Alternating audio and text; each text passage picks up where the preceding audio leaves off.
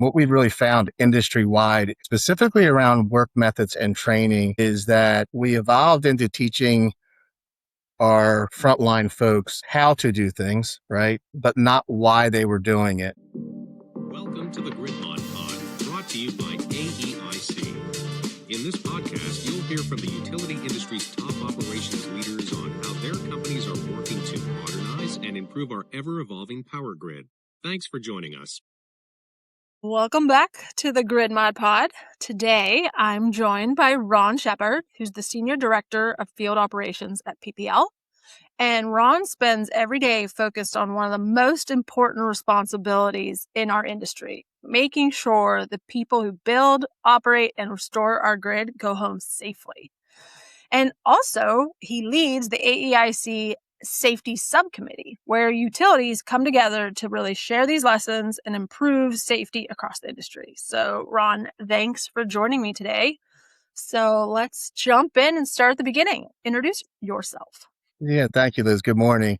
Again, as Liz mentioned, I'm Ron Shepard, Senior Director of Field Operations for PPL Electric Utilities. We are based out of Pennsylvania.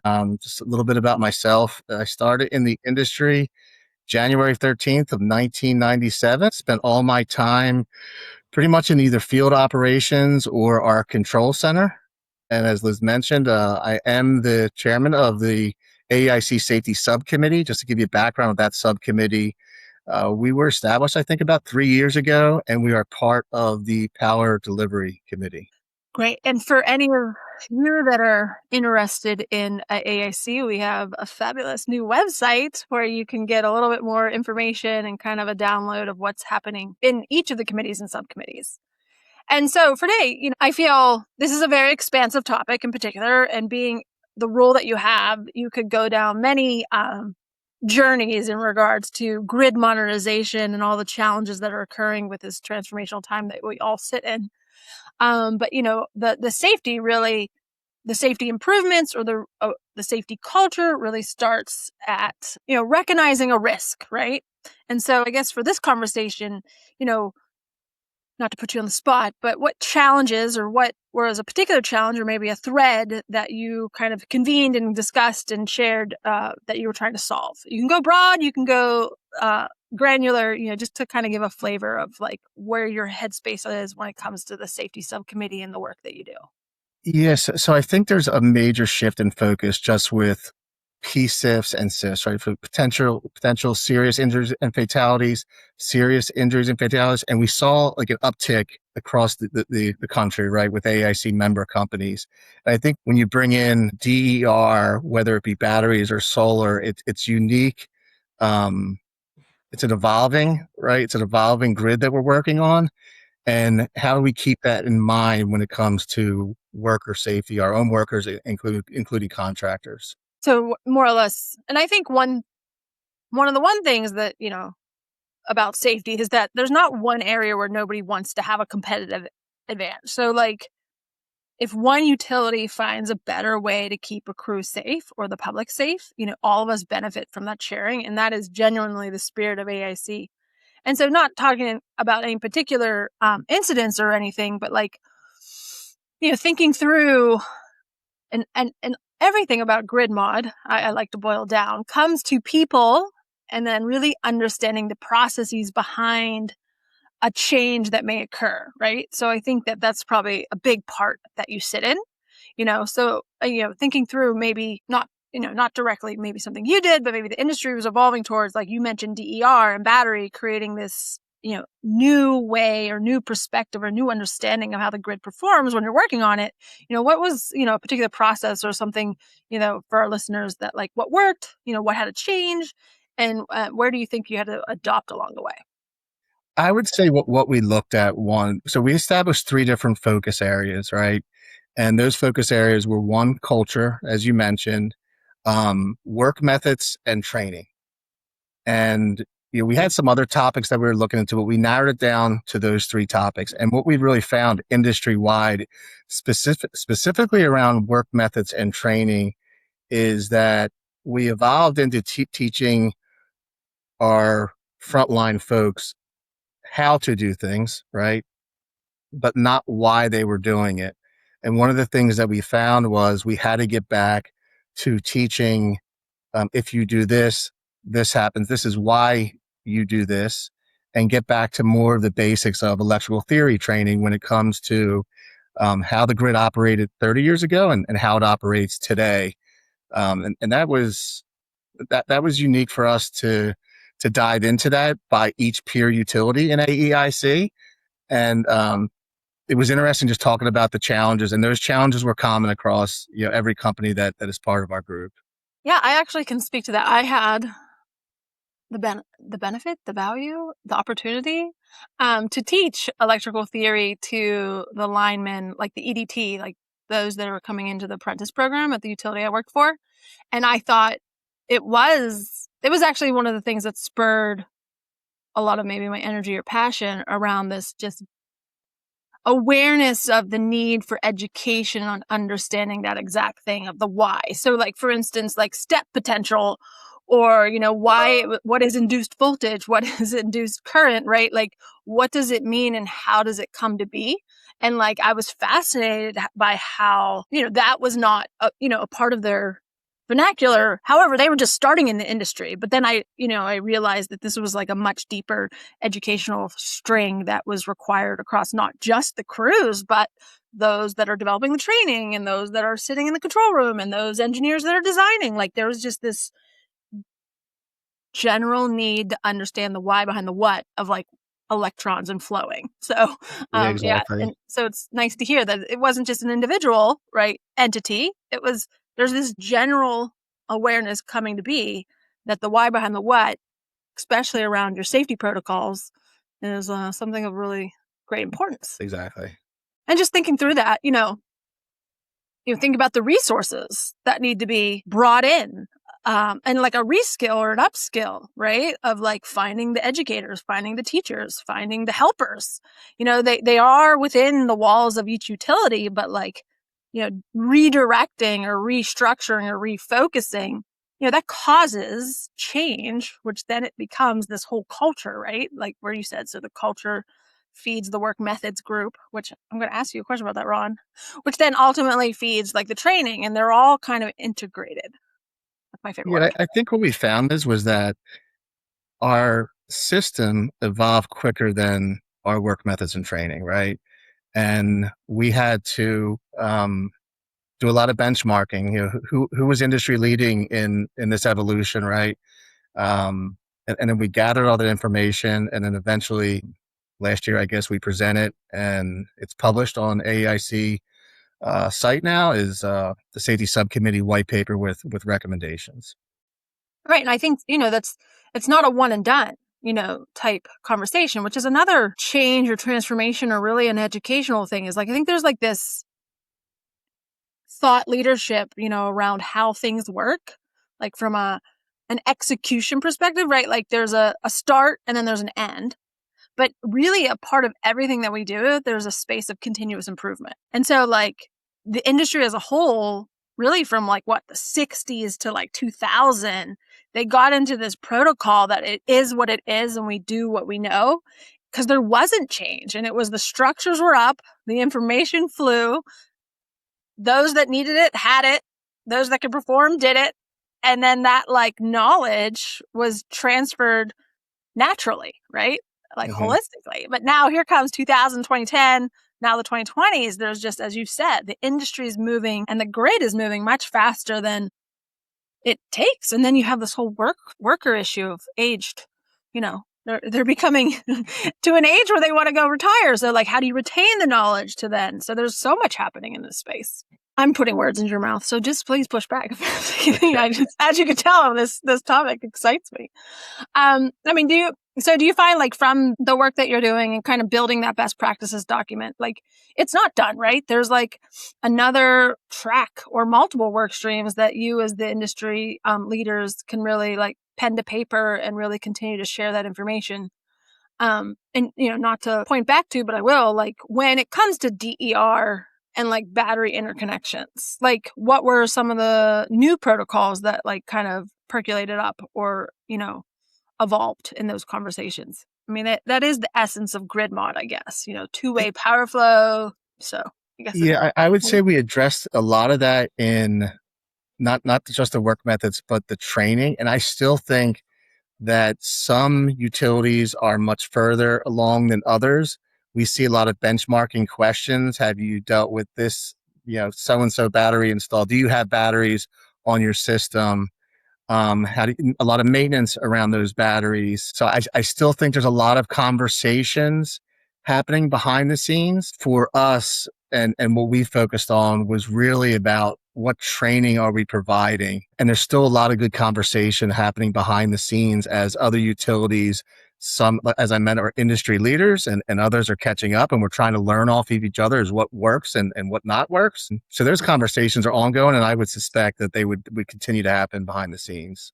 And I said I was going to come back to this. So work methods for the layman, or maybe my mom. Explain what is a work methods group versus what is a training group. So Like, what are the functions? So work methods would be really, you train folks how to do certain things, right? And then you have these work methods that maybe it's a rubber glove and sleeve method, right? Or some utilities will stick everything, meaning insulated sticks. Work methods could be, how do they isolate generation on a system? That's not training, right? That is a work method. How do you protect yourself from DER? And basically what we focused on was every utility system's a bit different, but to share the best practices and how you protect our workers based on work methods. And then the training behind it, right? Really that electric theory training of why this work method is important to keep you safe, right? And so the two are hand in hand, but I think every work method is really dictated on how your system operates. And just for our listeners, and especially those that maybe are reoccurring listeners, there's a big, in regards to grid modernization, there's transformational change. There's the generation, the transmission, the distribution, and the edge.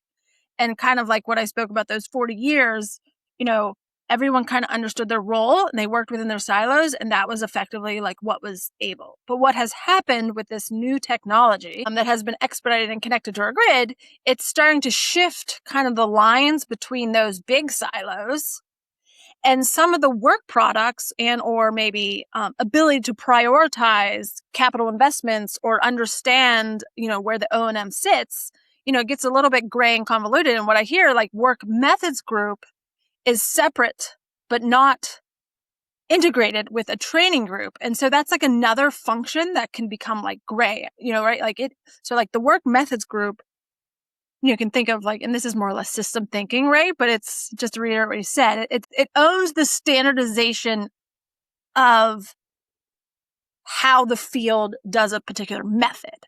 So there's like a sequence of work. And then within that, there's safety controls, right? And the steps that have to be known. And then like, what are the required tools?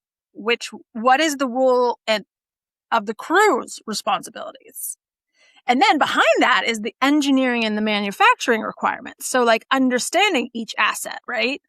And then it's like the inspection and the quality and how you check those points when you're doing it. So I guess I'm like trying to say, so then with that is a significant amount of documentation. So the central question is, what is the safest? What is the most reliable? What is most repeatable? And that's like the work methods group. And they're ultimately then have to share and connect and integrate all of this knowledge to a training group who are the ones who then are employed to really learn it and hopefully practice it and be one that has done it to then demonstrate and retain that knowledge within the utility.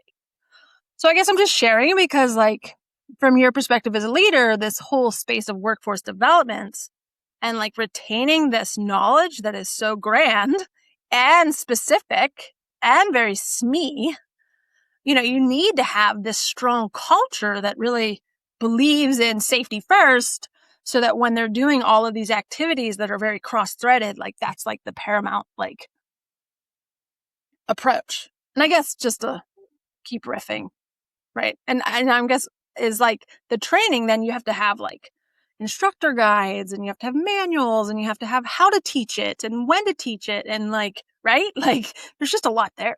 So I guess I it's very think to important. your point, there's like one thing that we found, and it was interesting as this committee progressed, was we kept on trying to tie everything back to culture. And you've mentioned culture now a few times. And what we found is, right, it's human nature, right? our system's evolving. People don't like change, right? But it's going to happen, right? And really, for us, everything comes down to how mature is your organization, right? When it comes to change management, where are you at with your safety culture? And what we found is everything, the foundation for a safe workforce is the maturity of the organization and how strong their culture is to evolve with the challenges that will continue to come in this industry. I think I'm just speaking myself right into the fact that like this work that you are leading for the industry is paramount to really the transformational change because, we can talk technology all day long, right? And we can talk, solutions that can fix these challenges that are named, but like there's a certain threshold in a conversation or perspective that may not be in the rooms early enough for those that are making decisions where the snowball effect then is handed to a group that is being said, okay, perform on a bunch of unknowns. So, Yeah, exactly. having that maturity is like what you spoke of, happens by doing. So it's, those that are mature have probably been influenced or bombarded with said new technology on grid that require them to speed up. And those that are less mature, it fundamentally wasn't in their purview or perspective because it wasn't being connected to the grid. So it's not wrong. It's just a transformational time happening. And so those that have gone before can be the teachers that those have yet to start. And then I also think, don't you believe those that have yet to start, but have observed, have a fresh breath of perspective or an way of doing that could maybe help influence those that are yet to start. So everyone's a teacher and everyone's a student. So it's important that all levels of maturity show up in those rooms. Would you say that's happening in the I rooms? would say one of the takeaways is that, and this was an unexpected takeaway for me, is that the utilities, when we get together and share events or challenges, I would say we spend most of our time either in meetings or on calls, whether it's a Zoom call or a Teams call, sharing events. And sometimes these events, you would think, well, I have to share this event, and I'm going to be the only utility that had this event. And then you share it, and someone else comes off mute and raises a hand and says, "No, we've had multiple incidents like that." And those event sharing are priceless, right? There was one key takeaway is how do we broaden that to the AEIC community? How do we share these events and challenges? I think the benchmarking has gotten a lot better. Now, when you submit questions, we're all jumping in and answering those questions to just progress together through the changing grid and the I love it. challenges. Actually, I'm observing, there was a member that wrote about bucket truck safety. And within days, I now have 19 responses. I mean, that is so powerful. So, I agree. Just observing that sharing. And I'll quote Stacy from Tico if she's listening. Sharing is caring. So, and then also the idea is give a little, gain a lot, right? So if you show up in the room and you share once, you get to hear 19 to 30 other shares, right? And so creating that awareness that this network exists is, I think, powerful. But then also from your experience, it's not about pen to paper particularly, right? It's hearing the perspectives that I wasn't the only one that experienced this. And it gives you that additional confidence to walk into the room with, your crew or your leaders and say, hey, listen, we're not alone. And this is what I've heard, XYZ.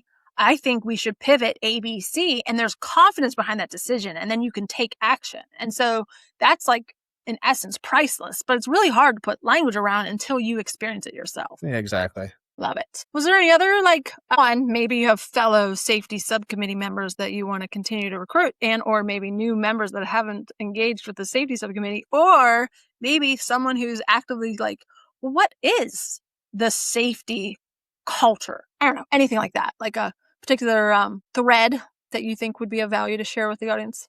I think the biggest thread, and I thought about this just in prep for this, is what what makes a successful committee, right? And there's a few things that I think. One, engagement is key, right? That is number one. And as a chairman or a leader of any of these committees, you need to drive that engagement. So sometimes you need to manage up. The second is, and Liz and the AEIC team will help with this, is make sure your positions are filled, right? In the AEIC Safety Subcommittee team, we have a core group that was here from the start. We have our vice chairs filled, our second chair. I think the other thing is elect a strong secretary to there's a position on these committees that's a secretary. And I'm fortunate enough to have Amanda Barrett is our secretary for the AIC Safety Subcommittee, who also works for PPL. And having that secretary is the glue to your committee or any committee for that matter. I think the other thing is utilize the AEIC team, right? They're invaluable to assist with meetings. I think Liz, what at the last annual meeting, getting the groups together to kind of share, experiences, what's working well, challenges. I think that was extremely beneficial. And then last thing is really don't just drive your group or motivate your group for participation, right? What you want to do is aspire them to make a difference, right? You have this platform in your committees within the AIC, and this isn't a participation trophy exercise, right? How are you going to have an impact across the peer utilities of AEIC and really aspire to make a difference? I love it. Thanks, Rod. I'm going to ask one more question, maybe two. Really, as you as an industry leader, as everything around us continues to evolve, what do you see, with the accessibility of all of the new technology or capabilities or information that's now like a plethora, right? It's almost like, yes, we have the information, we have the knowledge, but then having permission to use it seems to be our next. Anyway, look at me. I just answered my own question. But so what do you think the next frontier for safety is in regards to some novel or maybe new ways of looking at how to create or do or execute in the Yeah. safety? So what I would say is, and where we focusing on this is safety through AI, right? And I'm not just talking about when you hear AI, it's digital tailboards, right? It's not just digital tailboards. I think it's more utilizing AI for trending, tracking and trending, and also how we communicate, right? So when I look at the workforce today, it is different, right? You mentioned it earlier, kind of that knowledge transfer. How can we use AI to communicate with the workforce of today, right? When you think about generational differences, my communication style is different than what the communication, I'll say, needs are of our workforce today. So utilizing AI to communicate, educate with the employee of this generation, I think is key to focus on, and really looking forward to exploring that avenue, because I think the current workforce, that they're thirsty for communication. And I think maybe our communication, the medias we were using 10 years ago, has to evolve. And I think utilizing AI for that, I think could be game changing. Okay, I love that so much. And I'm going to put a plug in. AIC, with the help of Utility Voices, we're launching a curriculum on like AI fluency, right?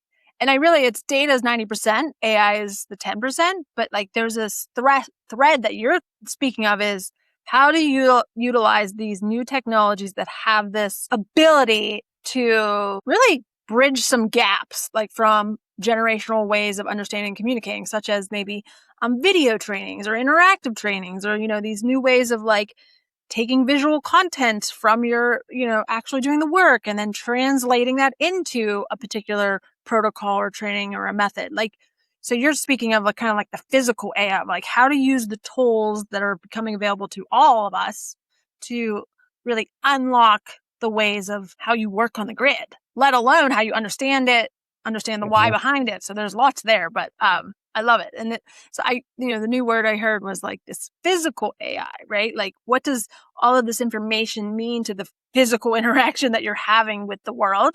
And how can you use that to increase your safety? Yeah, for sure. I agree. I think it's going to buckle up. We're going to be, Yeah. all learning and, leaning in and really understanding what we say and when we say it and why we say it. Like terms truly do matter. Okay, here's my last question. So if someone's listening today who's trying to improve safety within their own organization, what's one lesson you wish someone had shared with you before you started in your role and even leading this committee? Like, what's sage piece of wisdom? That's a great question, and And I'll you've go. been dripping them throughout, so now I'm just putting you on the spot. Yeah, I'll go back to you have to start with culture, right? And what I mean culture is whether you have a bargaining unit that you're dealing with or you're a non-union company, right? You need to start with developing adult to adult relationships with the workforce, with your peers. I'd say be present, how you communicate, right? Be present when you communicate, whether it's on a Zoom call, be present on the Zoom call. Don't take the word culture, right? It's a where we throw out their culture, right? But don't take that for granted because that is the foundation to keep your folks safe. And when you have that strong culture and know that, we throw out words such as stop work authority or stop timeout, maybe used. How mature is your organization to know that's not just an expectation, right? That they need to own that and, start with culture and adult to adult relationship building to create that foundation. And from there, I think you can achieve great things if you can establish that. Love it. So, like, safety isn't what slows the work down. Safety is what makes the work possible. So that'd be kind of like a mindset shift. Yeah. um, I would say if you have a safe workforce, you have a productive workforce. And I truly believe that. Hey, Ron. Well, thank you for sharing your experience and most importantly for the leadership you're providing at PPL, but also through AEIC. It truly means a lot. And you are making a difference. And so, again, we'll just say one of the things that makes this industry so unique is the willingness to share with one another. And as AEIC often says, the knowledge of one is the knowledge of all. And so nowhere is that more important than safety. So to everyone listening, thank you for joining us for another episode of the Grid Mod Pod, and stay safe, and we'll see you next time. Thank you, Liz. Thanks.